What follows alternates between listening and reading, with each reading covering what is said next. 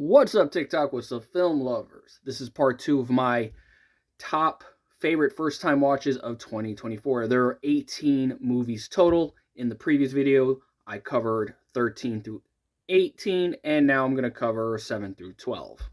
Number 12 on my list is The Girl on the Broomstick from 1972. This Czechoslovakian movie I saw on the Criterion Channel during their October offerings, and it was the spotlight, I think, of the month for me.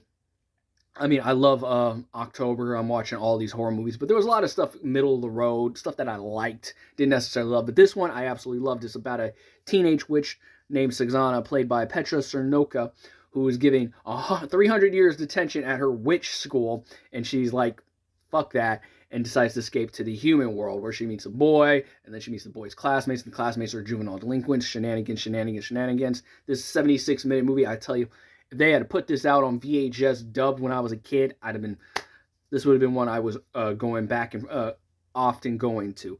If you care about Letterboxd scores, Letterboxd users give it 3.6 out of 5. Unfortunately, it's not streaming anywhere right now. Hopefully, it's showing up on the Criterion Channel means there's a possibility of a Criterion release, because I would definitely get this one on Blu-ray. It's just a fun little fantasy film for families. It is just a joy. It doesn't overstay its welcome. It is, yeah, if you can find it, The Girl on the Broomstick.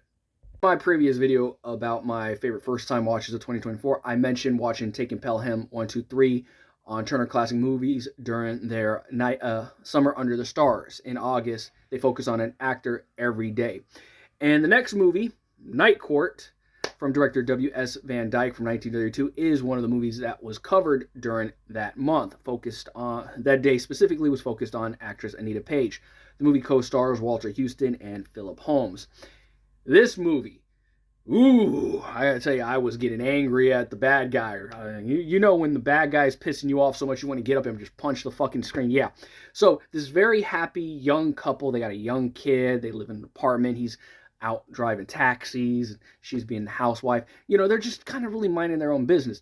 But this woman moves in, and she's the secret girlfriend of a corrupt judge, and now the cops are sniffing around. The corrupt judge thinks that the woman might have seen something, so he sets her up. He sets her up for a crime, gets her a bad lawyer to send her in jail, and splits this fucking family. And the husband doesn't know what the fuck. He doesn't know what to believe anymore. And it's like, oh, I just wanted to choke this fucking judge. It is.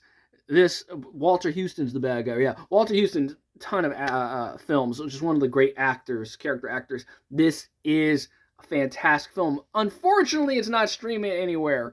Boo. But if you can see it, I highly recommend it. Letterboxd users give it a 3.4 out of 5. And I should mention, all of the movies I'm talking about in this video are 4.5 out of 5 for me. But yeah, Night Court.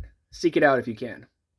Next up is another video that was very high on my Noirvember 2024 watches.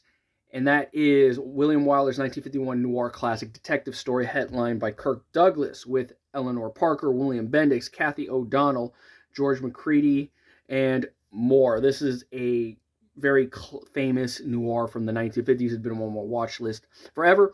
It's streaming at a number of places for VOD, so it's easily accessible versus the last two movies I talked about.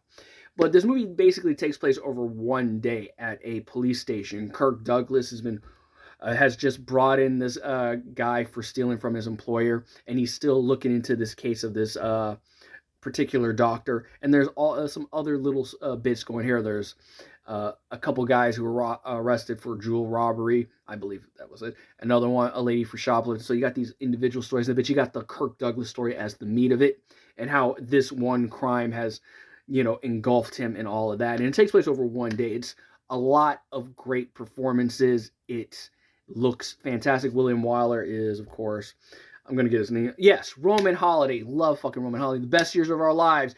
Funny Girl. The Children's Hour. All fantastic. And there's some films I'm not quite as big a fan of that are famous films, like The Heiress, Jezebel, Miss Minerva, and Ben-Hur. But yes, detective story. An all-time fucking classic. And I'm glad I finally got to watch it.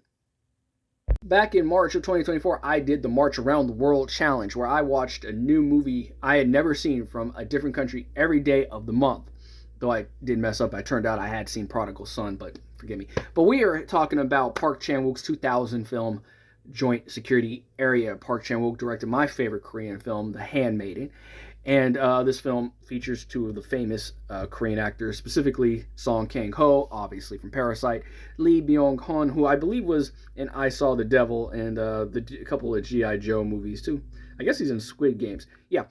Anyway, this film is about a murder that happened in the DMZ between North Korea and South Korea, and a officer has come to investigate. And we find out really early what happened, but it's really the story about what leads to the crime more than the mystery. And it is just a fascinating, fantastic, just absolute brilliance of a film. It's currently streaming on Criterion, which is cool. When I watched it on Tubi. I believe I watched it on Tubi, so I had the ads going on with it. No, actually, I watched it on Amazon VOD. Anyway, it's on Tubi if you're okay for ads. But yes, this is a film I highly recommend anyone check out. I don't want to go too much into the details, but it's just the performances between the male leads is just the stuff with them. Letterboxd users give this one a 4.1 out of 5. Next up on my list is the legendary Riki-Oh, the story of Ricky, which is based on a manga that also spun out some anime. So this was actually the film that kicked off my favorite first-time watches of 2024. I had heard of it. I had seen some gifs of it back on Tumblr.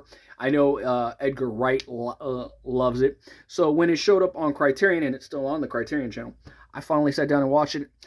And I understand. It is wild. It is some insane action, violence. It is crazy. So this guy goes in 2001, kind of a futuristic prison, I guess. This was made in 1991. The film takes place in 2001. Gets sent to this correctional facility, privatized one, and he's basically out for revenge.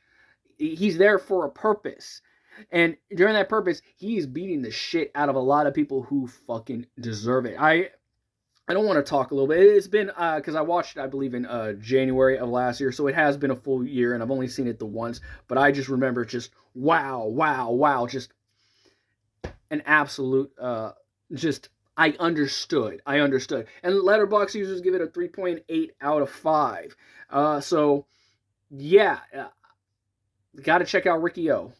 In my previous video about my 2024 favorite first-time watches, I mentioned having 2 Mexican movies on the list. In reality, I have 3. In the previous one, I talked about Adventurera, headlined by actress Nino Sevilla, which I absolutely loved. And I got another one coming up in the next final installment. But right now, I'm going to talk about Salon Mexico, from director Emilio Fernandez, made in 1949 and top-lined by Marga Lopez, with several other actors, including Miguel Inclán. So, I watched this for the March Around the World Challenge. One of the only requirements, besides watching a different movie from each country you've never seen before, is that one had to be from Mexico. Unfortunately, on the streamers, I'm looking at you, Amazon, shitty AI subtitles. But I found this one on YouTube, good quality, and it fucking blew me away. Initially, I rated it 4 stars, but as the year progressed, here we are. So it's a 4.5 out of 5 for me. Letterboxd users 3.6 out of 5. And this one, I'm going to read you the Letterboxd thing. Mercedes works as a cabaret performer to pay for her sister's studies. Problem began when Mercedes and Paco, her exploiter, win a dance contest, but he refuses to share the prize with her. It kind of hints that she might actually be a sex worker, but I fucking love this film. And I loved the actor Miguel Inclán, who plays a cop who really befriends her, and they have an excellent relationship. I love the stuff with her younger sister and what's going on. And it's just a heartbreaking film. It has a very... Thinking about it now is giving me goosebumps, but this feels like a classic American noir story almost, but it's a Mexican noir. I like these Spanish language noirs. I have not seen a Spanish language noir yet that I've rated like under 3 stars. They're all on another level, and Salon Mexico is worth seeking out on YouTube. It is fantastic, and I hope for a Blu-ray copy of this one. My final part will cover my 6 favorite first-time watches of 2024, so stay tuned for that.